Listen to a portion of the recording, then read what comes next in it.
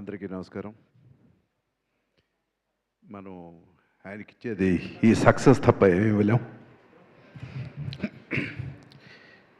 నేను TV serials చేస్తున్న టైంలో నన్ను పిలిచి ఒక మంచి క్యారెక్టర్ ఇచ్చారు.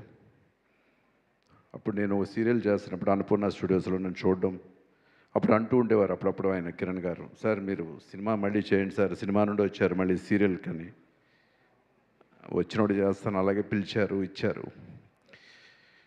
ఈరోజు ఆయన మన మధ్యలో లేరు, కానీ ఈ సినిమా సక్సెస్ ఆయనకు ఆత్మశాంతి కలిగిస్తుందని, ఎందుకంటే సినిమా మీద ఉన్న ప్యాషన్ అటువంటిది.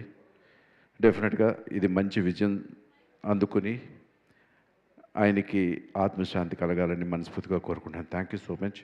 Thank you all.